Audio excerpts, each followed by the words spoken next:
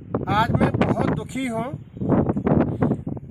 मेरे विद्यालय राजकीय उच्च प्राथमिक विद्यालय हरिशंकर की कक्षा 8 की एक छात्रा है, 14 वर्ष की।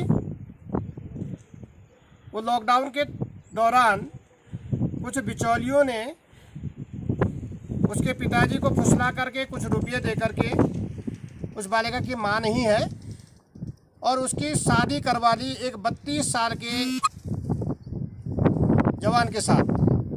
बालिका 14 साल की है।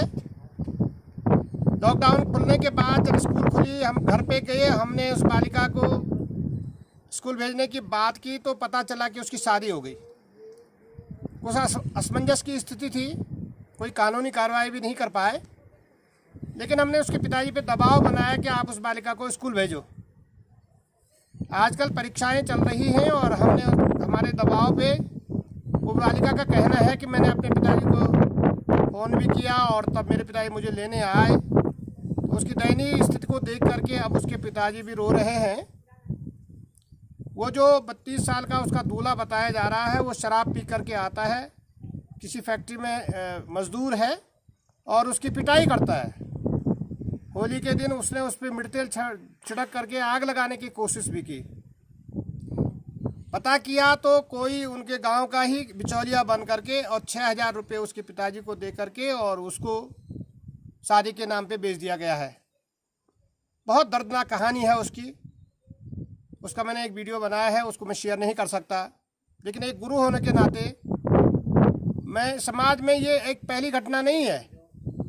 प्रशासन के नाक के नीचे अकेले पोखरी में दर्जनों ये केस हो गए हैं। जब मुजफ्फरनगर, बिजनौर, मेरठ, हरियाणा से कारों में भर करके आते हैं, 50,000, 1 लाख, 1.25 लाख, 1.5 लाख तक रुपया देते हैं गरीबों को और उनकी बालिकाओं को ले जाते हैं।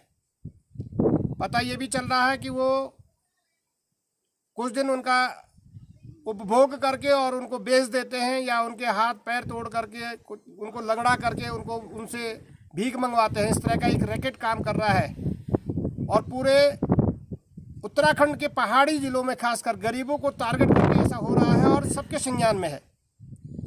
मैं प्रशासन से आग्रह करता हूँ, समाज सेवी से आग्रह करता हूँ, अरे गरीबी होगी लेकिन ऐसा तो नहीं है कि हम बच्चों को बेच दें। यह है आज़ादी।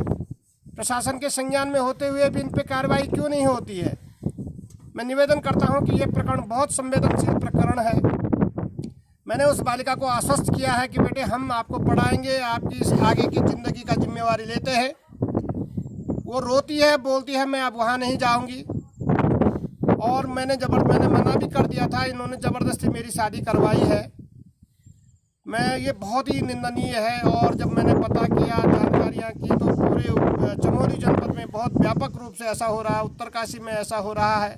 कई जनपदों की ये शिकायतें हैं। गरीबों को टारगेट करके एक रैकेट आता है, वो बिचौलियों को बीच में रखता है, उनको पैसे देता है और औने पौने पैसे लड़की के माँ बाप को पकड़ा करके, उनको सपने दिखा करके और इन बालिकाओं को जो कम उम्र की है उनको यहाँ से ले जा रहे हैं।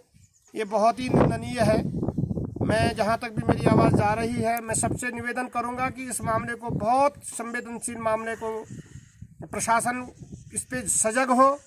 उस बालिका की उसको पूछा जाए, उसकी स्थिति को देखा जाए और इस रैकेट में जो लोग भी शामिल हैं उनको कड़ी से कड़ी सजा दी जाए ताकि ये दोबारा इस तरह की करने की हिम्मत न करे। मैं अध्यापक होने के नाते इन बच्चों का इस तरह का उत्पीड़न हो रहा है और इस तरह का इस उत्पीड़न को देख नहीं सकता हूँ। लेकिन उसकी तरफ से FIR कौन कराएगा? अगर मैं FIR कराता हूँ, मैं अगर मुद्दई बनता हूँ, तो कई बातें हैं, कोई हॉस्टाइल कर देगा, उसको पैसे वैसे दे करके वो अपने बयान बदल देगी। किसी तरीके से माँ बाप उल्टे अगर हम पे ही आरोप लगाने शुरू कर देंगे तो फिर कौन इसको जिम्मेवारी लेगा? ये प्रशासन की नैतिक जिम्मेवारी होनी चाहिए। समाज सेवी संस्थाएँ जो इसको देखते हैं, बाल आयोग है, ये लोग इस जिम्मेवारी को लें। मैं एक गुरु के नाते, मैंने आज जब उसकी पीड़ा सुनी अपने विद्यालय में, मुझे आंसू आए। मैं क्या बताऊं कि मैं कितना उद्वेलित हूं। मैं निवेदन करता हूं सबसे कि बचाइए भाई, बचाइए। पहाड़ में अब रह ही कौन गया है? पलायन पे जिनके पास पैसे वो बाहर चले गए हैं। जो गरीब है उनको इस तरह से आप फुसला करके थोड़ा सा चंद रुपये उनके पास डाल करके उनके बच्चों को खरीद लेंगे। और ये पूरा व्यापक तरीके से कर कई केस पकड़े जा रहे हैं, लेकिन कोई एक्शन हो रहा है कि नहीं इसका कोई पता नहीं चल रहा है। इनको कड़ी से कड़ी सज़ा मिलनी चाहिए। ऐसी मैं सबसे अपील करता हूँ, सब लोग साथ आए। अगर वास्तव में मुझे ही FIR करानी पड़ेगी तो मैं करवा सकता हूँ, लेकिन आप लोगों का साथ चाहिए, समाज का साथ चाहिए।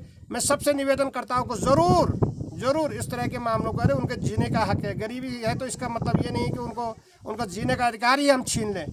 इन लोगों को जीने का अधिकार दिया जाए, ऐसी मैं सबसे अपील करता हूँ। स्वयंसेवी संस्थाओं से अपील करता हूँ। धन्यवाद।